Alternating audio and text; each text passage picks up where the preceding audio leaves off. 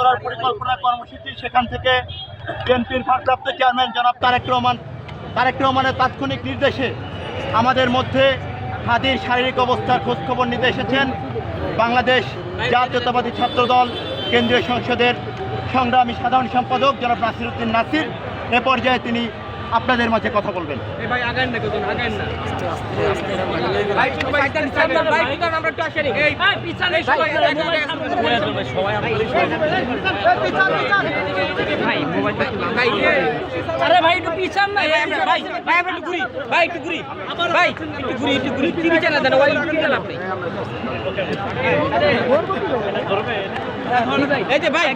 ভালো হয় ভাই, সামনে একটু বসে না, মাইক্রোফোনগুলো দেন একজন ধরেন ভাই, একটু এদিক ঘুরি ভাই, ভাই একটু হালকা একটু ঘুরি না, আমরা পাচ্ছি এই যে টিভি চ্যানেলগুলো তো পাচ্ছি না।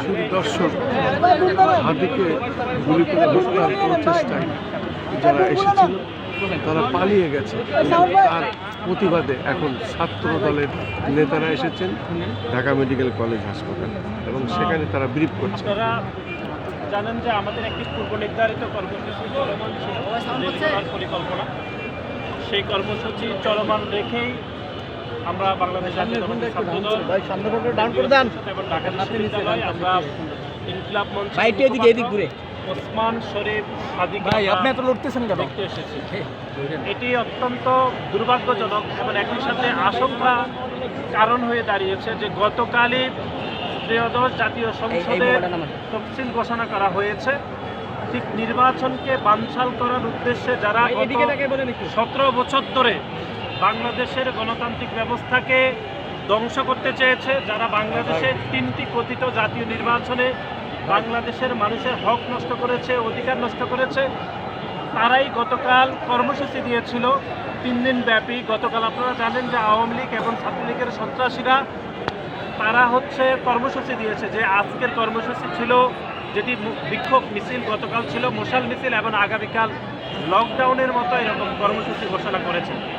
সুতরাং আমরা মনে করি গতকাল যে তফসিল ঘোষণা করা হয়েছে সেই নির্বাচনকে বানচাল করার উদ্দেশ্যে ইনকিলাব মঞ্চের মুখপাত্র ওসমান শরীফ হাদির উপর এরকম উপযুক্ত করে গুলিবর্ষণ করা হয়েছে। বাংলাদেশ জাতীয়তাবাদী ছাত্রদল ইতিমধ্যে বিক্ষোভ মিছিল করেছে।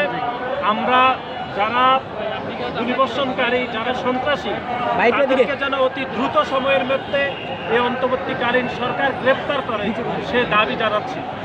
এবং আপনারা জানেন যে জনাব হাদি জুলাই এবং আগস্টের গণ অভ্যুত্থানের সম্মুখ সারিতে একজন জুলাই যোদ্ধা।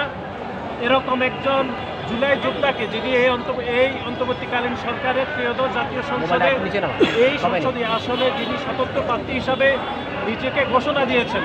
সুতরাং আমরা মনে করি আওয়ামী লীগ সন্ত্রাসীরা হয়তোবা এই তফসিল ঘোষণাকে কেন্দ্র করে তার উপর হামলা করতে পারে। তারপরেও আমরা মনে করি এই অন্তর্বর্তীকালীন সরকার পুরো ঘটনা তদন্ত করে প্রকৃত খুনিদের যেন গ্রেপ্তার করে সে দাবি বাংলাদেশ জাতীয়তাবাদী ছাত্রদল জানাচ্ছে। আপনাদের সম্মুখে এখন কথা বলবেন বাংলাদেশ জাতীয়তাবাদী ছাত্রদল কেন্দ্রীয় সংসদের সভাপতি জনাব রাকিবুল ইসলাম রাকিব।